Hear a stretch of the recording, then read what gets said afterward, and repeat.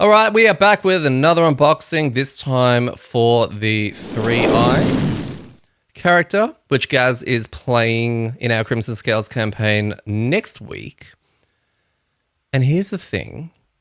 We actually recorded this back when we recorded our Leaf unboxing, which was probably a month ago now, because we thought Gaz retired and was going to be immediately playing this character, but he got his retirement incorrect, which meant the character went back on the shelf. We unboxed it. I've lost the recording because I cleaned out my computer, and now we have to record it again.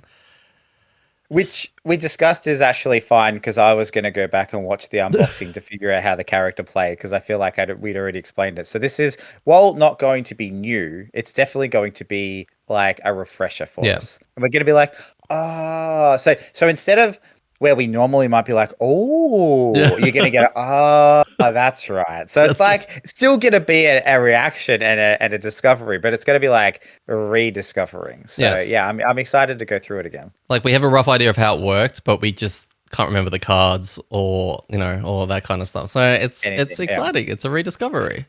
The other thing that'll be interesting, and we probably won't talk about it much, but is the party makeup, because back then you and me were both retiring and we really had no idea how the other characters played. But it's probably something we'll talk about more on the pod. So yeah, we should jump into it. All right. Well, sounds good. So unbox. Gaz, what is Three Eyes? Three Eyes. So it is an Inox incarnate. Okay, so I'll read the second paragraph of the flavor like we normally do. Many Inox revere their fallen warriors by reciting legends and performing great feats in their names. However, an incarnate embodies these ancestors in a literal sense. Calling those legends into their very flesh, a timeless power guides their hands in battle and armors them in the wisdom of ages past. They often serve as walking chronicles, carrying the stories of great Inox from the past and working to safeguard their people's future. As one who stands astride the river of life and death, an incarnate commands the respect of all Inox and the fear of those who think them only a myth. Very cool. Just as a side note, we can talk about this more on the pod, but I think there's so many of these characters that the flavor they're absolutely nailed.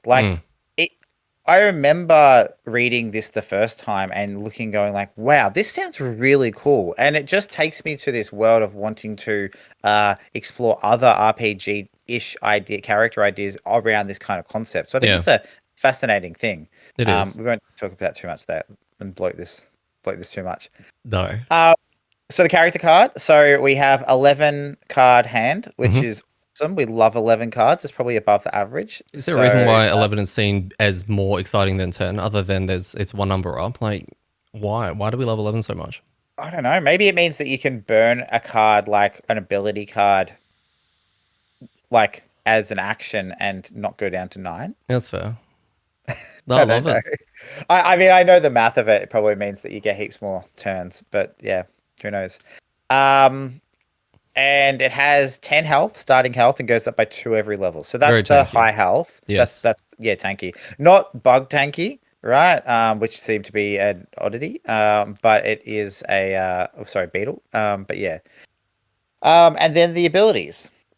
So I'll just zoom in a little bit so I can read. We've got Inarcate Spirits. So the Incarnate allows the ancient spirits of legendary Inox to inhabit them, augmenting their actions in powerful ways. At the start of each scenario, you choose which spirit is active.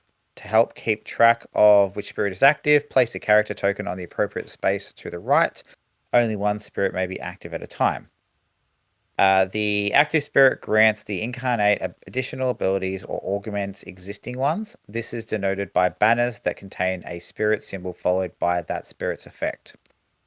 Most actions and some attack modifiers will contain one or more spirit change symbols. So you've got the axe, the blade, and the helmet outside of any banner.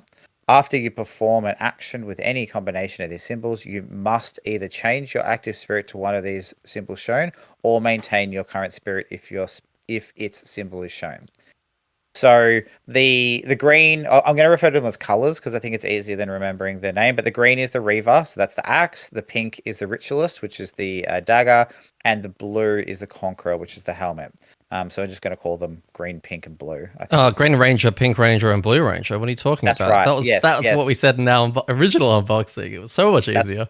100%, 100. Yeah, sorry, that is right.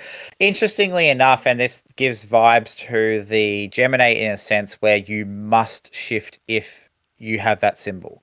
With this one, it's going to be having to either maintain if that's there or move into, which is interesting. So, yeah. Totally. What are your thoughts on this again and refreshing and how the characters laid out? I will just have one little caveat here and just say that I think there's only one scenario that unlocks this, right? If you have the PQ to come into this to unlock this character, you play the scenario. The tying in of the scenario itself to get this character, where you actually get to fight the three, the spirits, etc. Phenomenal, right? And I didn't make that connection, as stupid as it is, when we actually did it. That playthrough was last week. I'll put a link in the thing of us actually experiencing that. But yeah, thematically, I think this is so cool. And I do like the idea that you've got the three it's not like you pointed out, the Gemini, it's not like the different forms, but it almost is in a way, in that you're channeling the different spirits, and you get three different types, which are then going to be, affecting all the various cards that you'll be getting, which I just love. Yeah, exactly. And I think the forced element of switching it brings in a puzzle piece, right? Because if you didn't have to, it was always optional, then it no longer becomes a puzzle. You just play whichever cards you want and stay in one form and play all the good cards and then switch when you want to. So I think that needing to shift into something and potentially not get the effect you want means you have to think about future turns. Not to the point where you're just not going to be able to have a turn, but definitely that you're going to get more out of it if you do plan ahead. And I like that little bit more of a complexity. So Absolutely. Absolutely. all right, ability cards. Let's get in. All right. So firstly, the milestone. Do you want to read the milestone? Yeah, well, you need to. Well, that's the incarnate. Needs to experience 10 turns when where you augment 2 different actions, each with a different spirit. I'm Augment 2 100% different going to forget actions. this all the time. Yeah, okay. This looks like one of the hardest ones we've seen. Yeah, I'm just trying to get my head around it without even having a look at the cards again. So 2 I different think what it actions. means is you have to use 2 different Got you. abilities in a turn Because you that get are 2 both cards. augmented. Yeah. So yeah, it definitely is not just shift form 10 times, which is what the rest of them seem to be like. No, it's so Uh, much. So it's almost like use the top ability, and then the top ability will swap you into a different form to then use the bottom of the other. Yeah, kind of. yeah, Gotcha. that's what it seems like. So cool. All right, so let's go to the first card, Ancient Banner. So the top is a burn, and the what I might do is we'll read out what the card does without anything, and then add in the Okay. if bits, right? Yeah. Um, so it's a move 3, attack 3, Yep. and there's a burn, which is pretty shit. But you're gonna get all these extra cool things to go with it, right? So if you're the Blue Ranger, you and one ally within range 2 get the move 3 and the attack 3. So that basically makes it AOE, right? That's Yep. like you and someone else, which that's pretty cool. Um, if you are the Pink Ranger, you get an extra 2 moves, so it's move 5, attack 3. And if you're in the Green Ranger, then becomes a move 3, attack 5 to get Well, +2. sir, that makes it very clean. So yeah, and that's again it's an interesting thing because the actual economy of giving someone an extra attack and move is pretty cool. Yeah. So yeah, that's how that reads, right? Yeah. Because there's no line in between. If there was a line in between the move and the attack, then the blue would only apply to just the move, right? Yeah, I believe so. Yeah. Okay. Cool. It does go to 20, so this is a lower initiative Just one. can we stop for 2 seconds? Just were you factoring in the fact that if you're the Blue Ranger, move 3, attack 3 is both you and the ally, right? Yeah, that's what I'm thinking. Yeah, is Perfect. that right? Yeah. Oh, the card was Yeah. getting Okay. better the more I was understanding it. Yeah, no, exactly. But that's what I was just curious about. Like you and one ally within range 2 may perform move 3, and then also you both get to perform attack 3, right? That's how I'm reading it. Yeah, cool. Yeah, no, I'm seeing that as way better than I Yeah. originally thought it was. So So it goes at a 20. So I think that's pretty quick, not super quick. The bottom is a shield 1, affect 1 ally within range 2. Then separately, retaliate 1, affect 1 ally within range 2. Okay, so you're giving shield 1 and retaliate 1 to somebody. And then I can switch into, or then the incarnate can switch into either Green Ranger, Pink Ranger, or Blue Ranger. So that's a multicolored one. So that's, I Good guess, a staple. good. So interesting. Cool. So that's the Ancient Banner. All right, perfect. Farseer's Pilum. Pilum? We'll go with both. Goes at a 48. So it's your first bin card from an initiative point of view right there. The top is an attack 5, range 5, which is very good. But it's a burn card. And it gives you 2 XP. Now, if you're the Pink Ranger, which I believe is the Ritualist, you get to add Enfeeble and Enfeeble. And from memory, the Enfeeble are cards, they're extra AMD cards that go into the monster AMD. And then when they draw them, I think it counts as a -1 muddle self from the point of view of whoever drew it, which is pretty cool. But it is a burn. Yeah. Well, this is the first time we've seen Enfeeble, right? So it'd be Yes. interesting to see how much we can make use of it. Yeah. Yeah. From a just a theory crafting point of view, it seems very good. Seems very good. The bottom of it is a move 3, and then if you are the Ritualist, the Pink Ranger, on your next melee attack this round, you get to add range 3 to the attack and generate wind. So that's right. Okay, I was wondering trying to remember if there was any elements tied to this. And then you can switch to either the Green Ranger or the Blue Ranger.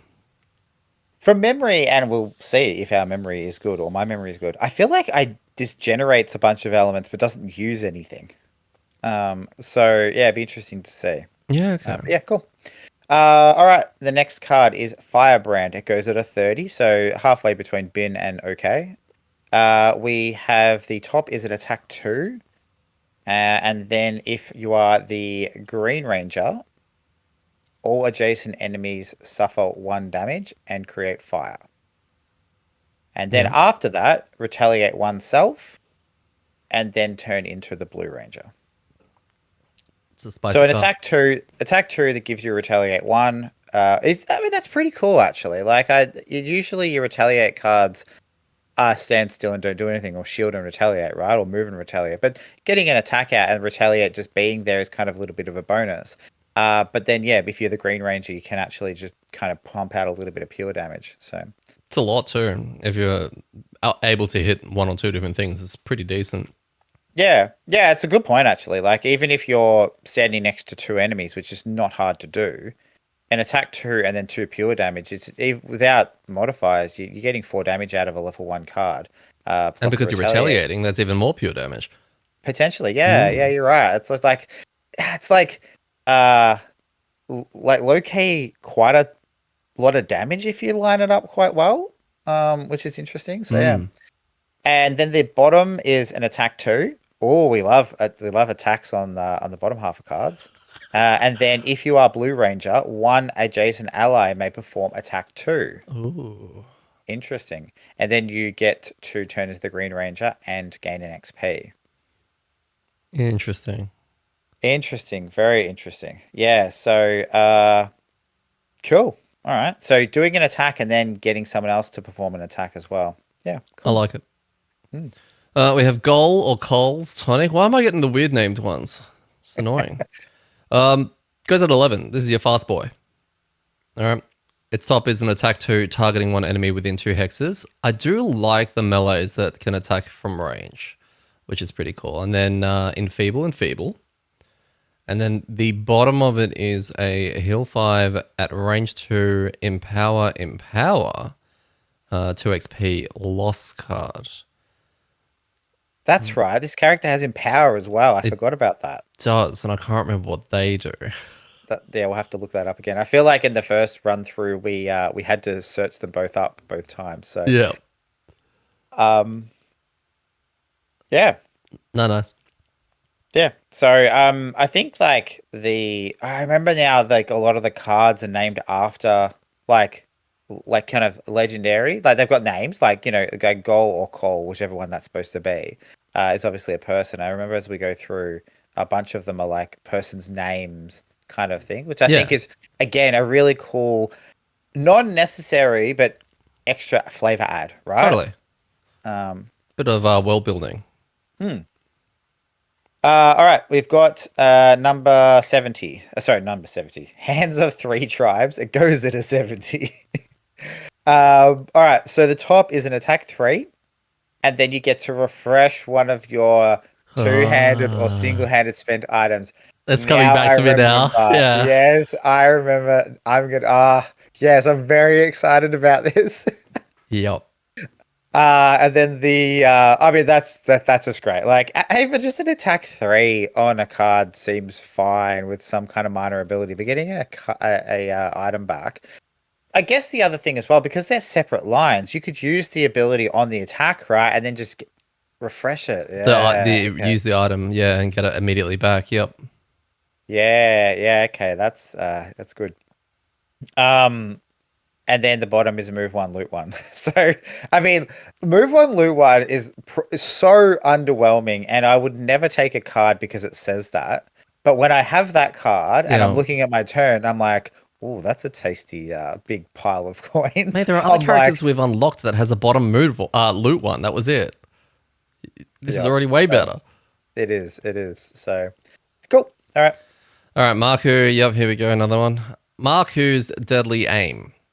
All right, we don't know who Marku is, but he sounds pretty cool. It goes at a 40. The top is an attack 3. If you are the Green Ranger, you can add PS2 to it, which is great. If you are the Pink Ranger, you can make it a ranged attack at range 3 and gain an XP. So, yeah, Pink Ranger is where the XP's at for this one card. The bottom of it goes at, the bottom of it is a move 3. If you're the Green Ranger, add +1 attack to your next attack this round, which is pretty cool. And then if you, as a break, and then if you're the Blue Ranger, you can actually empower affecting one adjacent ally. Wow. Okay. We've seen empower already through one of the other classes, but this is now the first that allows you to empower someone else. Oh, yeah, of course. Okay, cool. Cool. So I can flood someone else's deck with cards that'll never come up. That's right. Yeah, What okay, I'm cool. love, I love what I'm seeing already right now, and what I'm being reminded already is the flexibility, and that's what comes with having many different forms. Is that the cards you can? There are going to be times that you're never going to care about that PS2, right? But there are going to be other times that that range is the more important thing to go for.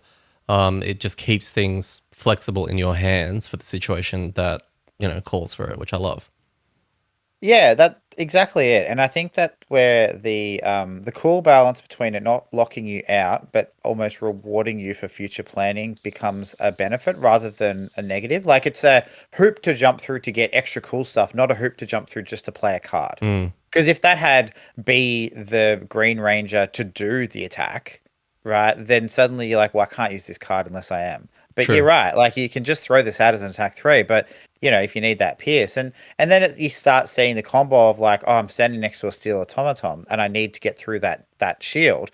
Okay, cool. Well, I'm going to play Ancient Banner as my first card to go at a 20, and change to Green Ranger with the bottom of that to then do this attack to get the pierce. So I like that, like not just do whatever you want and here's heaps of utility, not Batman, right? No, But it's like you do actually have to think about what you're doing and plan. You don't just have every answer all the time. totally. Hmm. Uh, okay. Pucks? Parks? That's a K, isn't it? I don't know. It's your friend. I'm gonna Parks Lunge. Okay. Goes at a 53, so it's almost the worst initiative in the game. At the top is an attack 3. If you are the Ritualist, the Pink Ranger, then you can turn the attack into a mini Ooh. schlong, so 2 hexes Yeah. in a straight line. If you are the Blue Ranger, though, instead your attack 3 gets pushed 2 and you get an XP. Mm. Again, like to echo your exact point, the flexibility here is basically like you don't have an attack 3 push 2, which 90% of the time is useless, right? You have an attack 3 that potentially, depending what you want to do with it, is going to give you flexibility. Like, hey, you want to push someone into a trap? Yeah. Well, I didn't have to bring a specific card that only pushes. No. It allows you So, to yeah. literally be a bit of a jack of all trades, right? And I think what's really important is that it's very easy to just put the Pink Ranger bonus on this card only and put the blue one on another card only, where it, like you said earlier, you have to be in that form to use it. But these cards will always generally, because of the amount of times you can swap and having multiple options on each, on some of the attacks, on some of the abilities, just keeps it nice and fresh and spicy. Yeah. Yep, 100%. So, and the bottom is a move 3. If you are the Ritualist, the Pink Ranger, add +1 move and jump. So a move 4 with jump is pretty good Yeah. on a card. Mm-hmm. And if you are the Green Ranger, one adjacent enemy suffers 1 damage, which is after the move. So move next to something and just deal some damage. And create fire, which we still haven't found a way to use. But again, like that's cool. I love that. Like move 3, if you are the Green Ranger, you move 3 and deal damage next to the thing, and then you whack them. Right? Like, cool. So yeah. I'm really, just because I can't remember all these cards, I'm waiting because you're making a whole bunch of elements that are quite useless for yourself. Where are the light ones, buddy? Some of us need it. All right, we're going to do Tommy's Shield Arm. Tommy is really just the most legendary of all of the old Inoxes.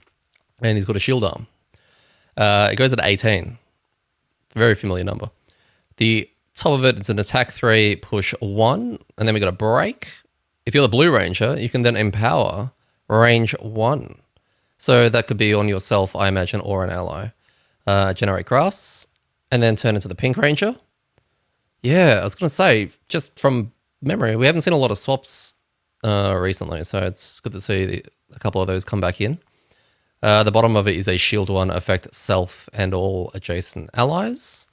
If you're the Pink Ranger, you can add enfeeble targeting all adjacent enemies. Okay. Turn into the Blue Ranger, 1 XP, lasts for the round. Interesting. Yep. Interesting. Yeah. It's very thematically accurate to Tommy.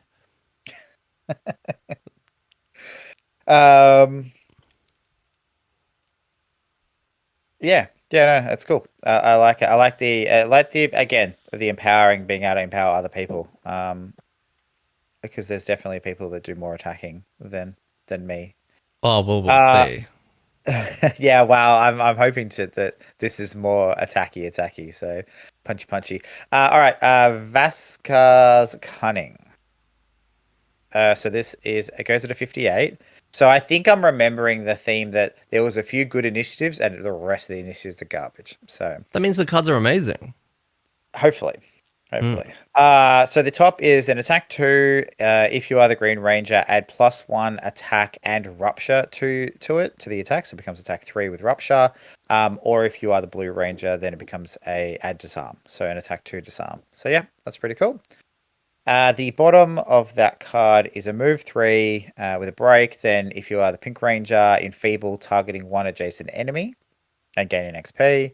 Or if you're the Blue Ranger, heal to self. So a little bit of self-sustain there with a move with a heal. Oh yeah.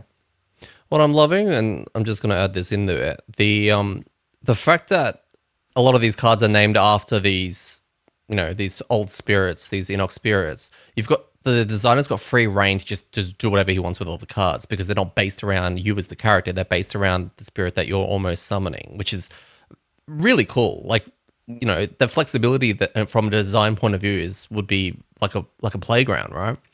Yeah, it's a really good point because you don't like I just finished playing a Beetle. They all had to be Beetle-ish type cards, right? Yeah.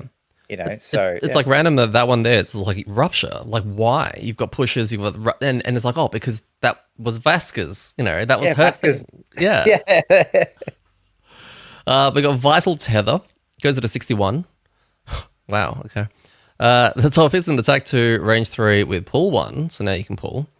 And if you're the Pink Ranger, you can add an extra range, making it 4, an extra pull, making it pull 2, and generate wind, and then turn into the Green Ranger. The bottom of it is a move 3. If you're the Green Ranger, you can rupture separately, targeting 1 adjacent enemy, and 1 XP. Turn into the Pink Ranger. Yeah, cool. Love it. So a card like that's interesting, right? Because out of all of the cards, it seems really kind of meh. Not that it's not good, but it just seems not like it's doing much interesting work. It's an attack with a pull, a ranged attack with a pull, and then a move with potentially a rupture. But the fact that it's got the green symbol swap on the top and the pink symbol swap on the bottom, I feel like this Mm. is going to be one of those cards that I'm going to overlook and maybe burn early in my rest cycle, and then realize that I need those because I have no other ways of switching in. So I'm just calling it now. I feel like this is the type of card that I underrate until I realize it's a key combo piece to me being able to do other shit that I want to do. Yeah. If you are following our playthrough for Crimson Scales, look forward to the first two playthroughs of Gaz playing this as he discovers those errors and things like that. Yep. Where you go, why does he just keep doing attack threes? It's like, that's weird because he keeps forgetting that he needs to turn into a certain spirit. So next card is Warborn's Shout. So it goes into 88, and it says you may perform this action without targeting any enemies. So it is in a cone shape, so two in front of you and then three more. It says enfeeble, so I feel like I'm enfeebling everybody in that kind of cone effect, and then empower self and all allies in the targeted area. So I'm shouting in a cone, and then any enemies getting enfeebled and any allies are getting empowered. Very cool. It's especially cool when you have something like a character that occupies the same hex as its summon. Yeah. Or for characters who have summons where you can really stack that kind of cone. Because it's like throwing out blesses and other positive kind of cards. Being able to do that multiple times and getting 4 or 5 triggers of it seems quite powerful. So, and then the bottom is just move 4. So the most basic card that we've seen so far with all of the incarnates. Yeah, it'd be very interesting to see whether or not that card sees play. So I think it looks interesting, but yeah, that's not having a go at you or anything like that. It's just No, I genuinely feel like interesting. no, totally. I feel like I'm probably going to bring it because it says move 4 at the bottom. Nice. But it depends. I have to have a look through because there have been a bunch of move 3s, and I think that might be okay to get you around. So Sure. All right, we're going into X territory. Starting off with Ancestral Blade, goes at a 65. The top is an attack 3. Then if you're the Green Ranger, you can do a push 1 targeting all adjacent enemies for 1 XP. This is separate to the attack, which is pretty cool. Change into the Pink Ranger or the Blue Ranger. It's completely up to you guys. But you can't stay as the Green Ranger if you're already the Green Ranger. The bottom of it is an attack 2 targeting all enemies within 2 hexes. And if you're the Green Ranger, you can add Rupture to it. 2 XP, it's a burn. Ooh. Yeah, love X it's pretty cards. good. Attack 2, everyone within 2 hexes. It's not a ranged attack. Is pretty cool. It is. It is. So It is a burn. it is a burn. But Yeah, still. but it is also a bottom. True. So yeah, interesting. Just with a question with Ancestral Blade, attack 3 with a break, and then if you're Green Ranger, push. If you attack something with Retaliate, you will take the Retaliate damage, right? Because it's not part of the attack. Yep. Yeah. Okay. Interesting. So cool. The next X card, War Drums. This goes at a 27, so very mid. All right. All allies within range 2 add +1 attack to all of their attacks, and all enemies within range 2 deduct one attack from all their attacks this round. Okay, so allies within range 2 +1 attack, enemies within range 2 -1 attack. Interesting.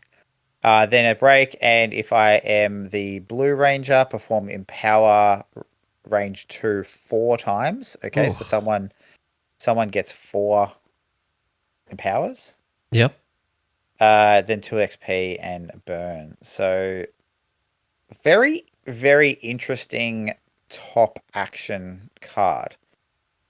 And it's going at a 27, so it's not that quick. So it definitely wants to be kind of balanced with there was one that was like an 11, right? Like something like that to get in first. So you're not I don't know. You don't want to do that after half the enemies and one of your allies is gone. That just seems useless. No. So But this is also one of those ones where, yeah, the more allies you have, the more value you're going to get out of it, right?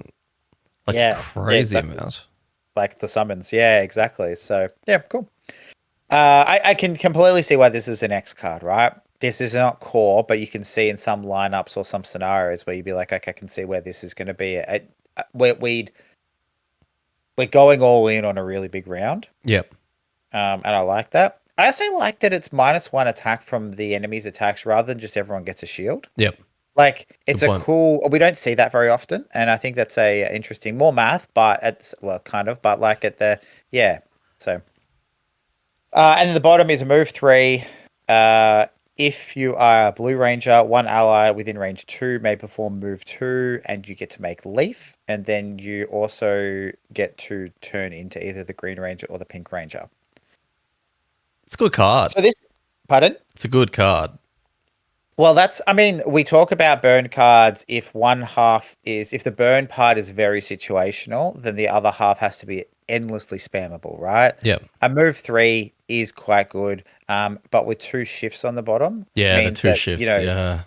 that kind of becomes quite powerful and probably pretty key. So yeah, interesting. I'll have to have, that's what I'm going to have to look at when I look at all the cards, like the ability to be able to get into the other forms. So. All right. The last X card is Wielded Memory. Goes at a 38. The top is an attack 3. You can add +2 attack and gain 1 XP when you use one or more two-handed or one-handed items with this attack. All right. Juicy. Oh, yeah, okay. It's funny because it's not a burn or anything like that, right? So that's a pretty nice X card. The bottom is Rupture and Push 1, targeting all enemies within range 2 for 2 XP. That card is a nuts. I think that this card is like must bring. It seems pretty good. Totally good. Like, what's the get your card back? Old mate, Hands of Three Tribes, right? Which is an attack 3, refresh one of your items. So I mean, like, the basic combo is you use Wielded Memory to attack for 5 by using an item, and then the next turn or before your end of your rest cycle, you use Hand of Three Tribes and attack 3 and get one of your items back, right? Yeah, and I love the fact that you can use 2 one-handed items, right? And if they're both the tapper items, right? Long rest, you got them both back. Like, Yeah, interesting. great. That's cool. And I think the bottom, I think the whole just rupturing everything within range 2 and pushing is just 1 pure damage to absolutely everything. And it's going to grant you 2 XP, so it's a great one to use at the end as well. Like, it's like potentially a lot of damage. Yeah.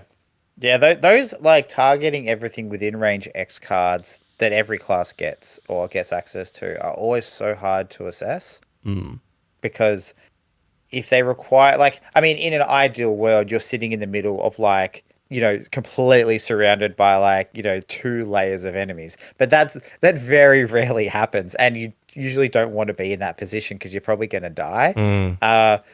But like, so I guess it's about when you look at the card like that, like what's what's your good value? What's your estimated? And I feel like even getting 2 or 3 enemies, pushing them into hopefully a position that's more advantageous for your group, or saving someone from damage or something like that is a benefit.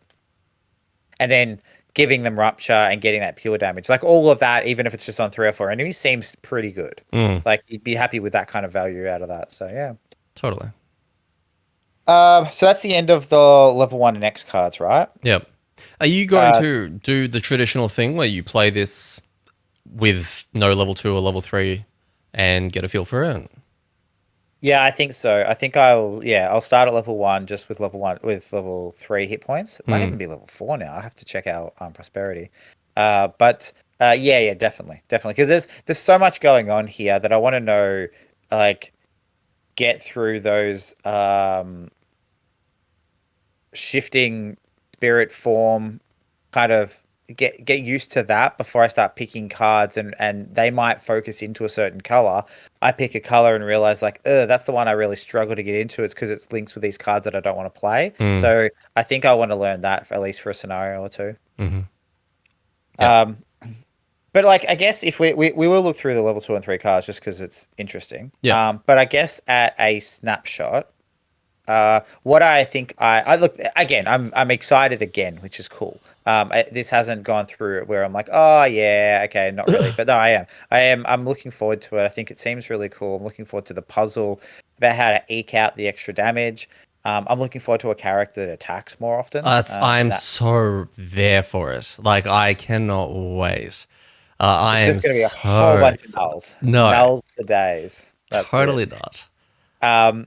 But I think one of the things I'm going to have to do is have a look through the cards and actually just line up and see, is playing all 3 spirits a thing, or do you have to kind of pick 2, right? Like having the other one there, obviously, but like, do you focus in on 1 or 2 of them more often and then just kind of bounce between those 2 to maximize? Or is it really a case of you can legitimately try to play that like super utility game of all 3 spirits? It's, yeah. I'd love you to go, like, what do you call it? Monocolor. I'd love you to go all in on pink, because Pink Range is the best, right? But yeah, in a character that can swap as much as this one can, the potential of cucking yourself for future cards without knowing what they are, yeah, is like bad. That's it. That's it. So, all right, let's have a look at the level 2 cards and see what kind of stuff is coming up. So far, out of all of those level 1 and all of the X cards, we had 0 element spenders. Yep. Yep. And also 0 light generation. Yep. It's awesome. Love it. All right, so the first level 2 card is Matriarch's Dominance. Okay. So this goes at a 22, which, okay, cool. I like the initiative on that one. It's an attack 3 with Pierce 3. Okay, so that's, again, quite useful. If you are Blue Ranger, shield oneself and gain an XP. Okay, cool. So just a pretty standard just attack and with Pierce.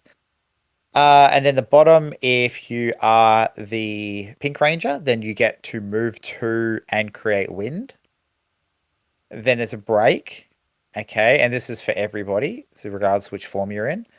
Force 1 adjacent enemy to move 1 with you controlling the ability. Then another break, then you get to move 2, and then you get to switch into the Green Ranger. Okay, so basically the bottom's not, if you're not in the Pink Ranger, you're moving an enemy 1 and an adjacent enemy 1, and then you get to move 2.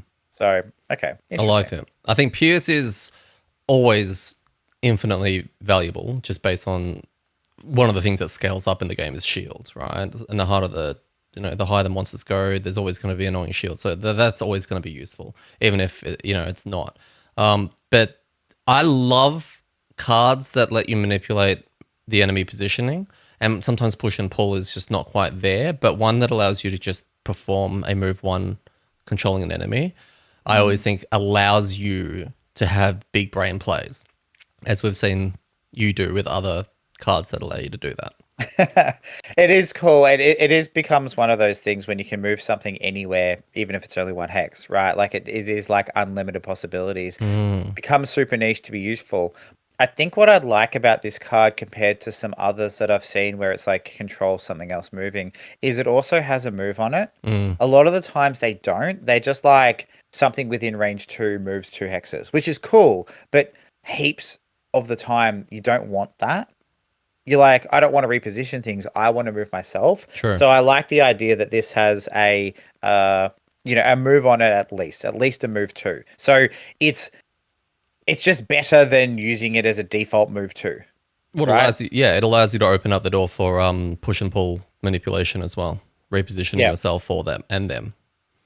And also having move 2 on it twice if you're the Pink Ranger is kind of also cool. Like 2 move 2s is interesting. Being able to move, manipulate something and move away. Also, I guess, gives that slightly more value. So, yeah. Pink Ranger. Love it. Pink Ranger. All right. You're competing against the Grave Beacons. Goes at a 37. The top is an attack 3. Add +1 attack to each attack targeting an enemy that has rupture. Okay, so the bonus is based on them previously having rupture, and it hits 2 adjacent targets that are next to each other in a formation. If you're the pink ranger, you get to turn it into 3 adjacent targets, all connected, and get 1 XP. And turn into the green ranger. So this is always going to land. It's just a bonus if they happen to have rupture on them, which is cool because it still makes it like an attack 3 target 2. Becomes an attack 4 target, whatever, provided you can line it up. There's different levels of ramping to it, which is really cool. Bottom of it, rupture and enfeeble, targeting 2 enemies within range 3. And if you're the blue ranger, which I forgot existed, you can pull 2 and generate grass. Rupture and enfeeble, targeting 2 enemies within range 3. Yeah, okay, cool. I mean, like, range 3 is pretty far, so at least this card, the bottom, is probably always going to be useful. Like, throwing rupture on something, but then putting 2 enfeeble cards into the enemy AMD, like, at a baseline of like, oh, I haven't really got much to do this turn. Oh, there's 2 things in range. Just here, have a couple of negative debuffs, right? Is quite good. So yeah, interesting. Yeah, just trying to work out is one more favored than the other? It's going to come down to personal. I can't see one being like, wow, that's amazing compared to the other. They're both good, but one is not blowing the other out of the water. Well, an interesting observation is both turn you into the Green Ranger. Yeah, The bottom of Matriarch's Dominance and the top of Grey Beckons. So one of the things I'm going to need to work out is is Green Ranger a play style or some cards that I use or make use of, and B, is it tricky getting in or out of Green Ranger, right? Like, sorry, or more getting into. But the other piece is like, how easy is it to be able to get rupture onto kind of targets to make more use of the top of the Grave Beckons? Because adding the extra hex from the Pink Ranger, I've had a couple of characters that have that shape, and it's Magical Christmas Land getting all 3, right? Like, unless you put yourself in a perfect position, but getting 2 is usually fine. But it just means that extra Pink Ranger ability is probably not going to be all that useful other than for the XP. true. But yeah, there are characters that do like to give the enemy rupture. Unfortunately, they don't exist anymore. No, well, look, I'm just from scrolling up just slightly. You do have a lot of rupture options. There are a couple floating about. Yeah, I mean, the thing is, right, like, looking at... There's also hand items. Aren't there? Isn't there an item? Yeah. A dagger? Yeah, that's what I mean. There are also hand items to assist you with this. Okay, yeah.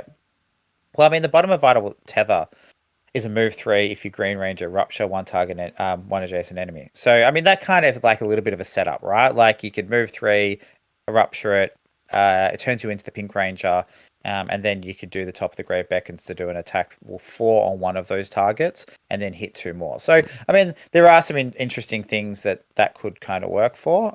But yeah, cool. Anyway, level 3 cards to wrap this up. Cow. It's Ku. Ku's favor. He told me. Sorry, he told you. Yeah. All right. Ku's He's favor. my favorite. He's your favorite, and this is his favor. He's your favorite. You're his favorite. Attack 3. No, sorry, it goes to 25. The top is an attack 3.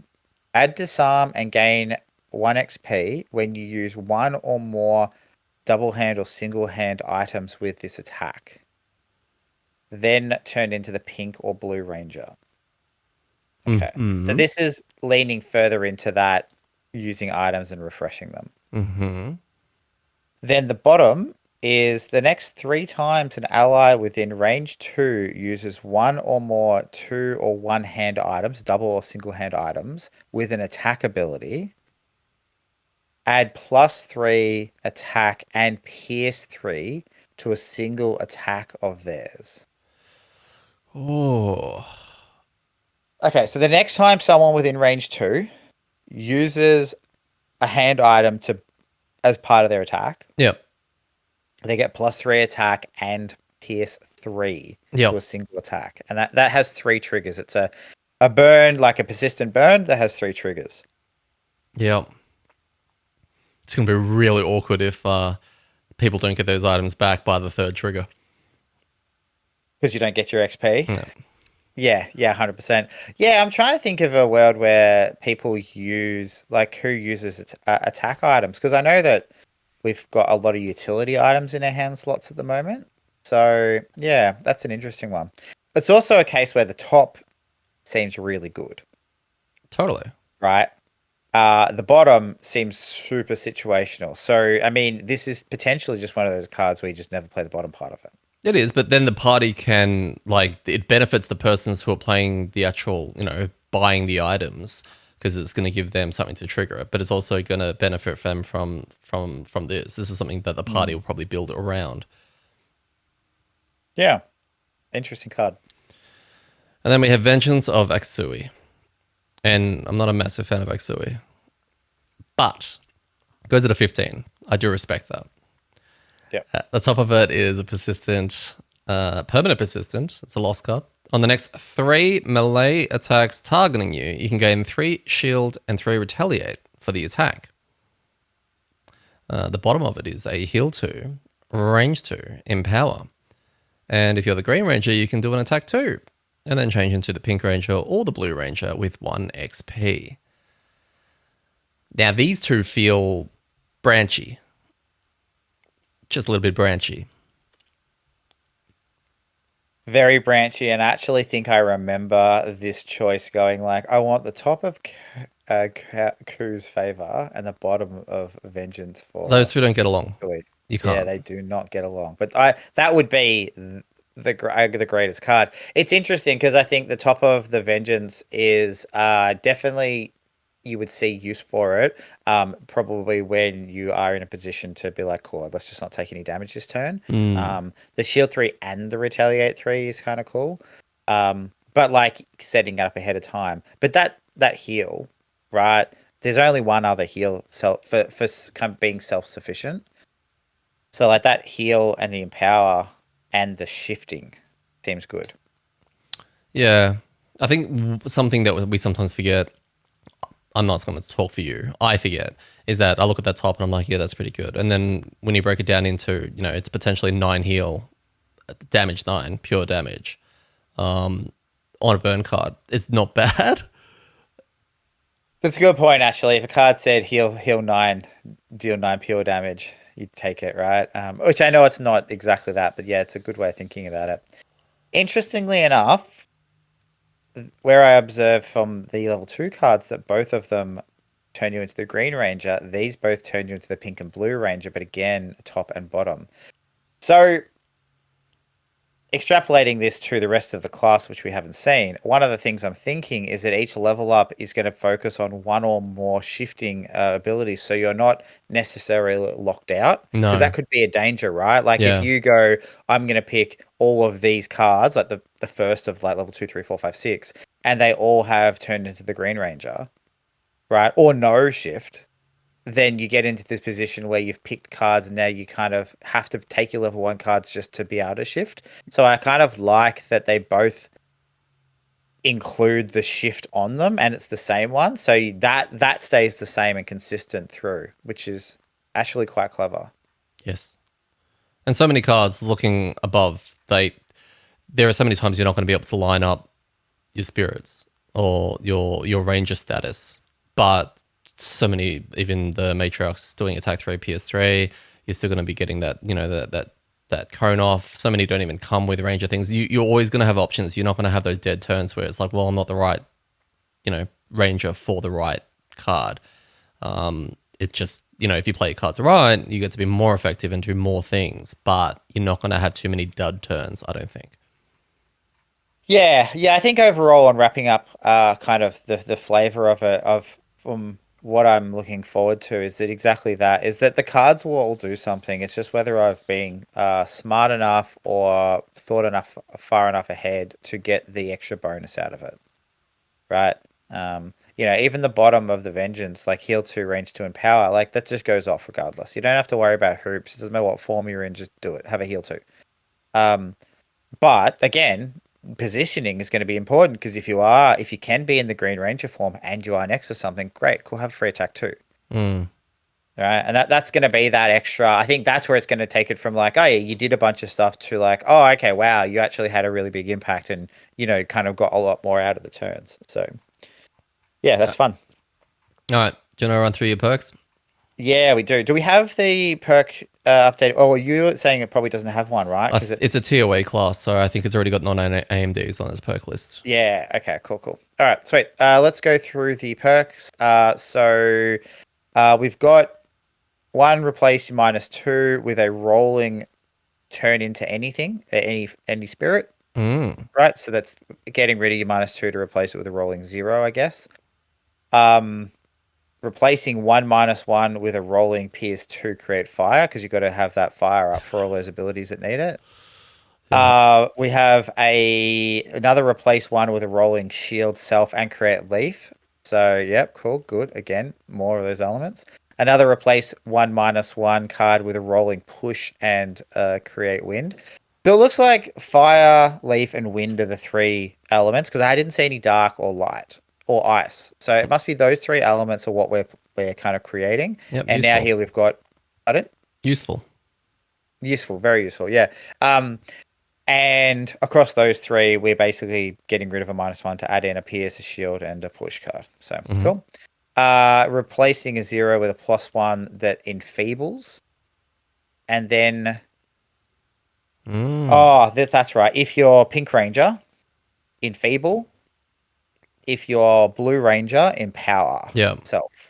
Okay. So +1, potentially enfeeble or empower. Depending on what you are, which is interesting, right? Because now your AMD cares about what form you're in as well. It's true. Well, mine does in Yeah. a way. So, then next you've got replace a 0 with a +1. So same deal as the last one, except that if you're green, it's rupturing. If you're blue, it's empowering. Okay, so again, you're covering both bases by being blue there. Yeah. And then another one that's replacing 0 with a green is rupturing and pink is enfeebling. Okay, so green is empowering, pink is enfeebling, and sorry, green is rupturing, blue is empowering, pink is enfeebling. Yeah. If you had all of those, then you're covering that, and that's replacing all 6 zeros as well with It +1, is. which seems good. Oh yeah. That's Like, great because you're getting rid of the -2 as well. You're getting rid of 3 -1s initially, and they're all rolling, by the way, the -1 removals. So the deck is getting pretty small. yeah, okay, so 100% chance to null on every round. Yeah, which is fine. You can build that way. Yeah, it can build into nulls. So cool. Um, we have another one. Add 1 refresh 1 single or double-handed item card. So Oh rolling. yeah. Yeah. Okay. Yep. Cool. Which that's cool because even if I null, that still goes off, right? Because Yep. Yep. Yep. We have a non-AMD perk of each time you long rest, perform shift into anything. Okay, that's cool. That seems like I am late in the scenario. I've burnt cards and now I can't get into a certain form, so I can long rest to get into it so that I can potentially access your Pierce, right? Pierce was with it seemed I think with blue or green, one of the 2. Mm-hmm. So yeah, being able to get yourself into that position. Another non-AMD is you may bring 1 additional single-hand item into each scenario, of Mm-hmm. course, for your 3 hands. Oh yeah. Next, yeah, that seems good. Next one is each time you short rest, refresh 1 spent item. Mm. Also seems quite good. Yeah. And then the last one is ignore negative item effects and remove 1 -1 card. Yeah, which will bring the total to 4 out. So you'll have a -1 in there. No zeros. And a Well, there'll bunch be of ones. yeah, so no zeros, but there'll be the rolling. The -2 kind of gets replaced with a 0, right? But it rolls, so it doesn't count as a 0. So yeah, you're right. So final cards, there's what 1 -1, That's and the it. rest are +1s, +2s, crits, and misses. Yep. Yeah, that seems Pretty good. much. It's amazing. And those non-AMD perks are really good. So therefore, you're going to be slightly delayed into getting, thinning out that deck, right? Because you're going to have to make those decisions around, do you want to start working on that AMD? But like some of these are really good. They're very spicy. I noticed though there is no ignore scenario effects. That's fine. What do you care? Wow, I care when there's a scenario effect. Nah, scenario effects are not that bad. They're fine. So Yep. yeah, I'm so pumped. I cannot wait. Like I couldn't wait back then, and now I can't wait again. To see what you're gonna do with this. Like, oh my god, it's gonna be amazing. I hope so. I hope so. Look, regardless, I think that it's going to be a lot of fun, and I think I've played some I've played some combo-y characters. I've played some kind of shifty characters, like the Geminate, which is the only one I'll mention because not spoilers. But and I think this is going to land somewhere in the middle of all of those. It seems like it's not going to be as much of a here is the combo that you'll figure out. You just play every turn because they're not all just like be informed, get +1 damage, right? They're the utility, which I think is very clever design because it means that there's no correct path, right? Sure. Fighting against living bones or something with 2 shield, well, the pierce is really good. That's +2 damage, right? But there's other times where things have retaliate, where being in the Pink Ranger and making your attack a ranged attack is going to be way better. So like I love that it's going to be read the board state, kind of have a look at cards and go like, well, what can I do in what combo? And probably only needing to really plan 1 turn ahead is good rather than like 3 or 4 turns ahead. I think lessens that load as well. So yeah, it's a cool concept, and I'm really looking forward to giving it a crack. Amazing. I do think that it's going to be a very interesting card selection process at the beginning of every scenario in working out. You're going to have the core of an idea of swapping into using, but then the flexibility of, well, I'm going to need the PS ones, I'm going to need that this time, and that's going to be there. And with an 11 card limit, I mean, there are so many good choices. I look forward to seeing, how you tackle that every week. Yep. And then we have the milestone card that'll come out. Looking at that's probably going to take me 3 or 4 scenarios. So that's a cool little bonus that I feel like a lot of those tend to tie in well with how the class wants to play. Mm-hmm. So yeah. All right, amazing. Well, thank you so much for doing this with me twice. That's all right. And tune in. I think it's episode 29, which will be coming out next week. Gaz's first time on the Incarnate. Jump in and let's see how it goes. Excited. All right. See you later. Bye-bye.